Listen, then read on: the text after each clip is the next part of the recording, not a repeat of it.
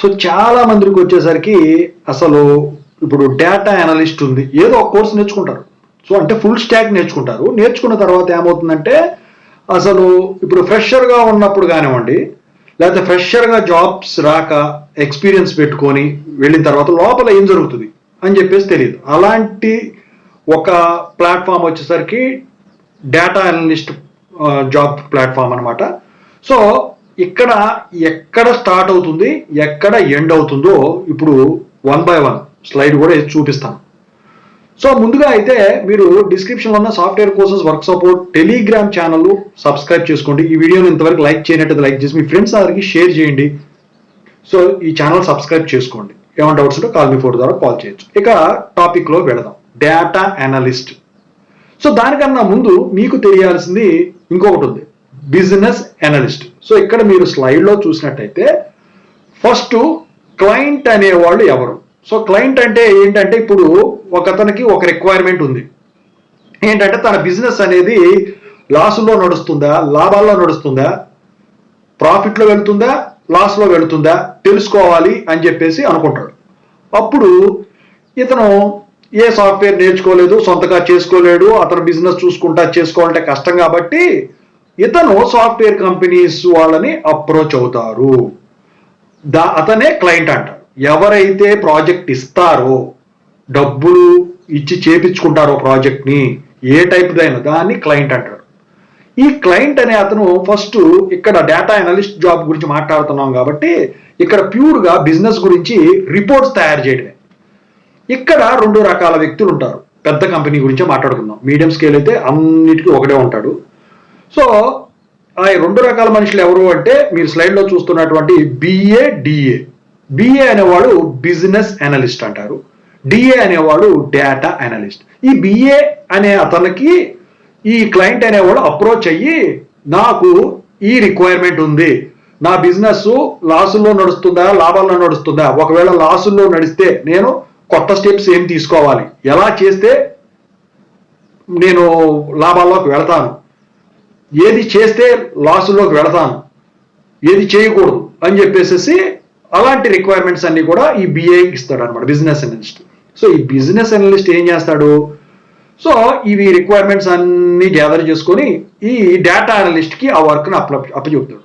So ఈ business analyst అనేవాడు క్లయింట్కి డేటా అనలిస్ట్కి మధ్యలో మీడియేటర్ అనమాట. అయితే కొన్ని కంపెనీలో ఈ బిఏతో పాటు డిఏ కూడా క్లయింట్తో గెట్ టుగెదర్ అవుతాడు.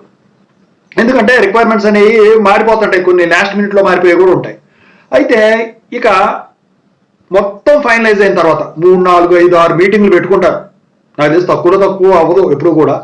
సో ఇది పెట్టుకున్న తర్వాత క్లయింట్ రిక్వైర్మెంట్స్ మొత్తం కూడా కలెక్ట్ చేసుకొని ఈ బిజినెస్ అనలిస్ట్ అనేవాడు డేటా అనలిస్ట్కి ఇస్తాడు. ఈ డేటా అనలిస్ట్ అనే అతనికి ఈ సాఫ్ట్వేర్ మీద అవగాహన ఉంటుంది, ప్రోగ్రామింగ్ మీద. బిఏ అతనికి ఉన్నప్పటికి కూడా ఇతని పని ఏంటి, ఇదే పని అప్పచెప్పడం.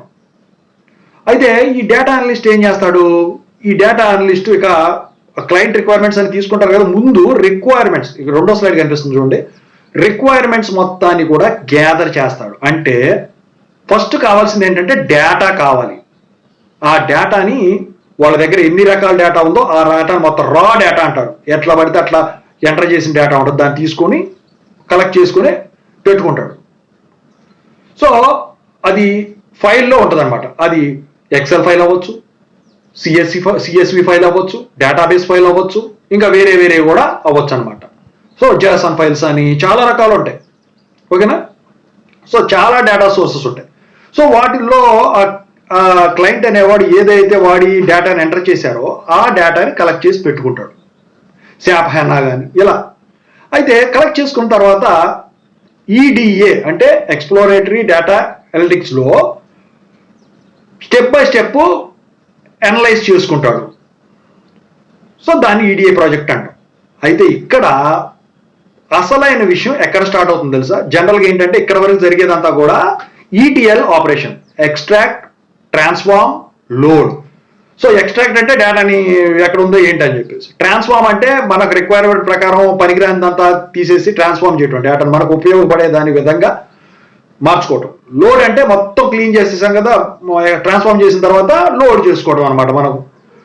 అయితే అది చేసుకున్న తర్వాత అందుట్లో సో కొన్ని సందర్భాల్లో ట్రాన్స్ఫార్మ్ అనేది ముందు చేయరు, డైరెక్ట్గా ఎక్స్ట్రాక్ట్ లోడ్ చేసిన తర్వాత ట్రాన్స్ఫార్మ్కి లోడ్ అయిన తర్వాత చేసుకుంటారు. సో అయితే ఆ ట్రాన్స్ఫర్మేషన్ వచ్చేసరికి డేటా క్లీనింగ్ అంటాం. సో అంటే ఏంటంటే కొన్ని మిస్సింగ్ వాల్యూస్ ఉంటాయి. మిస్సింగ్ వాల్యూస్ అంటే ఈ ఎంటర్ చేసి అతను బద్దకం వేసి కొన్ని వేలల్లో ఉంటాయి కదా రోస్ అనేవి, డేటా అనేది 20,000 40,000 50,000 కొన్ని అట్లా ఉంటాయి. ఆ రోజులో ఖాళీలు ఉంటాయి, ఖాళీలు వదిలిపెడతాడు కంగారులో ఎంటర్ చేసేటప్పుడు. మరి ఈ పోయినప్పుడు ఆ మిస్సింగ్ వాల్యూస్ని ఏం చేయాలి? డిలీట్ చేస్తే కుదరదు కదా, మొత్తం ఎగిరిపోద్ది. ఒక రో అంటే డిలీట్ చేయొచ్చు, ఒక కాలం మొత్తం డిలీట్ చేయాలంటే ఇక ఆ కాలం పోయిందంటే కాలం పైనే కదా హెడ్డింగ్ ఉండేది. ఇప్పుడు డేట్ ఆఫ్ బర్త్ ఉంది, డేట్ ఆఫ్ బర్త్ పోతే ఎలా?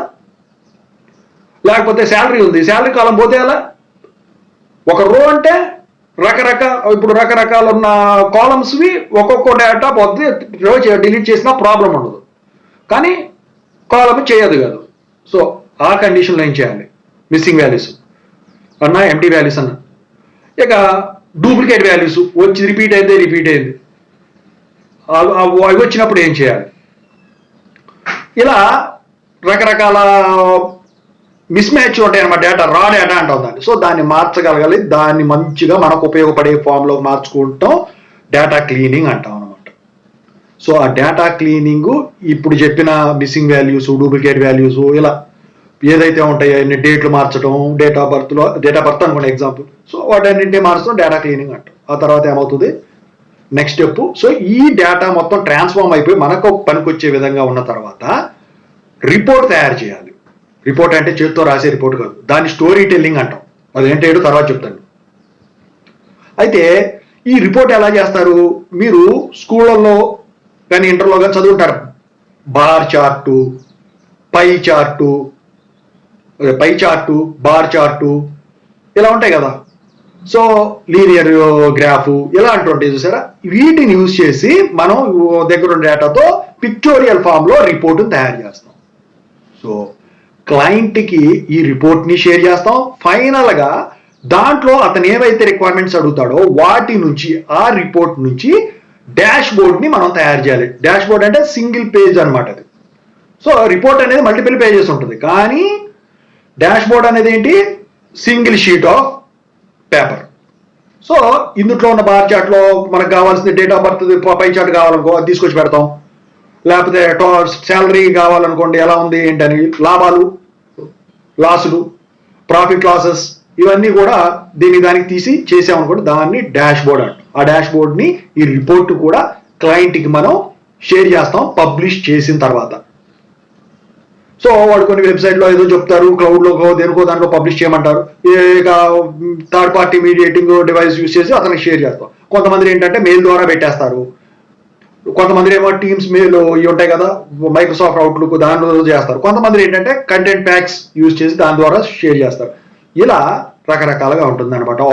ఓవరాల్గా డేటా అనలిస్ట్ జాబ్ అనేది. డేటా అనలిస్ట్ అవ్వాలి అంటే మీకు కావాల్సింది ఏంటంటే ముందు మ్యాథమెటిక్స్, అంటే ఇప్పుడు బీకామ్లో ఉండే మ్యాథమెటిక్స్, మీరు ఇంటర్లో చదివేది కానీ స్టాటిస్టిక్స్ ఇలాంటివి, అది కావాలి మ్యాథమెటిక్స్. ఇక ఆ తర్వాత వచ్చేసరికి మీకు కావాల్సింది ఏంట్రా అంటే కమ్యూనికేషన్ అనేది కావాలి కంపల్సరీగా. అయితే మరి ఈ రిపోర్ట్లు ఇవన్నీ దేంతో చేస్తారంటే, ఇక్కడ రిపోర్ట్లు వచ్చేసరికి పవర్ బిఐ కానీ ట్యాబ్లూ ద్వారా కానీ తయారు చేస్తారు. మరి డేటా క్లీన్ దేని ద్వారా చేయొచ్చు అంటే, డేటా క్లీనింగ్ వచ్చేసరికి ఈ పైథాన్ యూజ్ చేసి కానీ ఆర్ లాంగ్వేజ్ యూజ్ చేసి కానీ చేస్తారు. సో ఇలా ఉంటుందన్నమాట ఓవరాల్గా డేటా అనలిస్ట్ జాబ్ అనేది. మీరు కమ్యూనికేషన్ లేకపోతే మాత్రం డేటా అనలిస్ట్ జాబ్ పనికిరాదు. ఎందుకంటే క్లయింట్కి మీరు మొత్తం కూడా పీపీటీ వేసి చూపించాలా, మీరు తయారు చేసిన రిపోర్ట్లు ఇవన్నీ మీది ఇలా లాస్లో జరుగుతుంది, ఇలా చేస్తే మీకు లాభాలు వస్తాయి. సో దీ steps you need to take అని చెప్పేసి ఇలా చెప్పాల్సి ఉంటుంది అనమాట ఓవరాల్గా ఇది. ఓకేనా? ఈ వీడియో కనుక నచ్చినట్టయితే ఖచ్చితంగా సబ్స్క్రైబ్ చేసుకుని వీడియోని షేర్ చేయండి. Thank you so much.